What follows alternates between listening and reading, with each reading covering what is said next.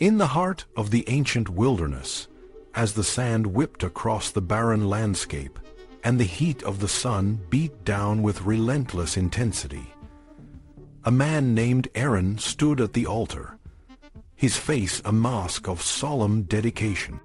The air was thick with the scent of burning incense, and the fire on the altar roared, a constant reminder of the divine presence. Aaron and his sons, the priests, were about to perform a ritual that had been handed down through generations, a ritual that was as much a part of their identity as the blood that flowed through their veins. This was not just a ceremony. It was a way of life, a covenant, a bond between humanity and the divine. But what if, in the midst of this sacred moment, something went terribly wrong?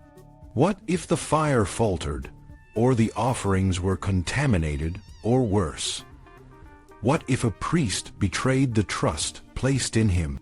The consequences, as laid out in the ancient texts, were severe and unyielding. This is not just a story from the distant past.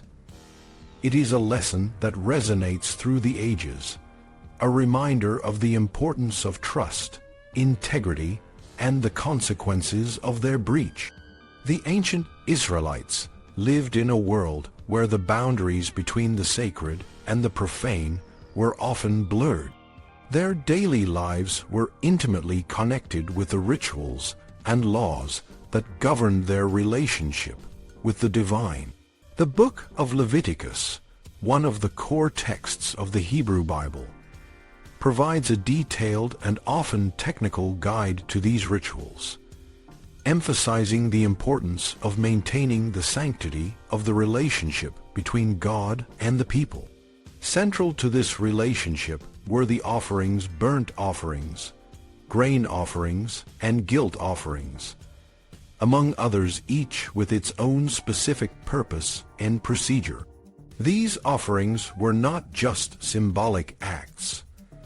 They were tangible expressions of the people's commitment to God and to the community. One of the most critical aspects of these offerings was the concept of trust. Trust was not just a personal virtue, but a communal responsibility. The priests, as the intermediaries between the people and God, were entrusted with the sacred task of ensuring that the offerings were performed correctly and with the utmost reverence. The language used in Leviticus to describe the priest's duties is precise and uncompromising.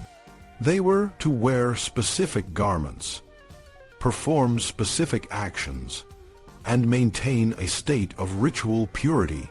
Any deviation from these guidelines could have serious consequences, not just for the individual priest, but for the entire community. The consequences of betraying this trust were severe.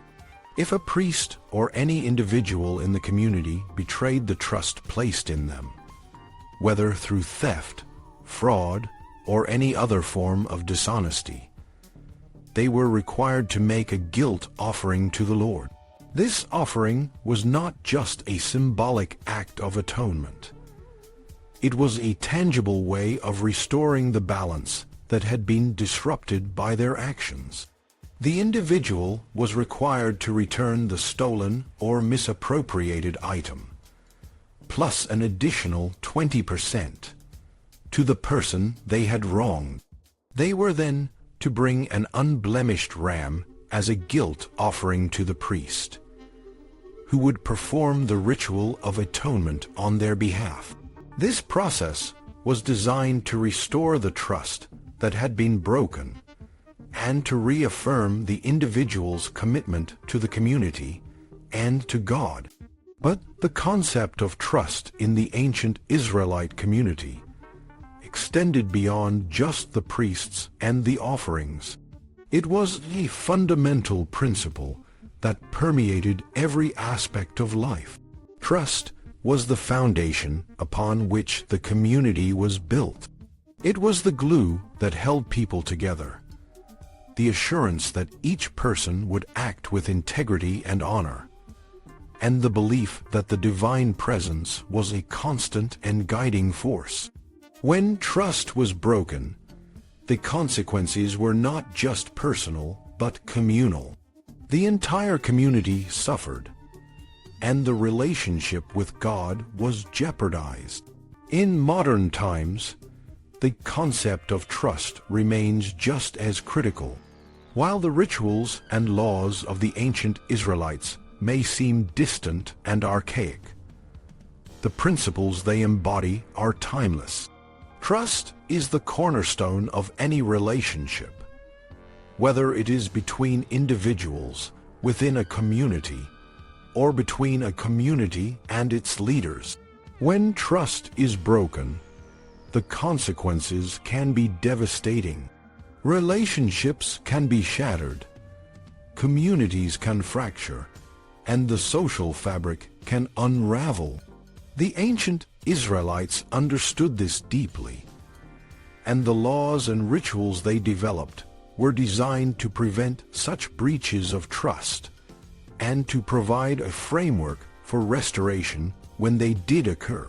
In a world that is often characterized by cynicism and mistrust, the lessons of the ancient Israelites offer a powerful reminder of the importance of trust.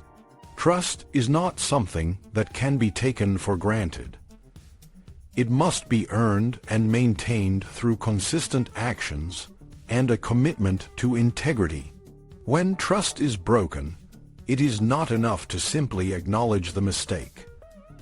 There must be a genuine effort to make amends and to restore the relationship. The guilt offering in the ancient Israelite community was not just a ritual. It was a practical step towards reconciliation and restoration. In the end, the ancient Israelites' emphasis on trust and the consequences of its breach serves as a timeless reminder of the importance of integrity and community. Whether in the ancient wilderness or in the modern world, the principles of trust, honesty, and restoration remain as relevant as ever.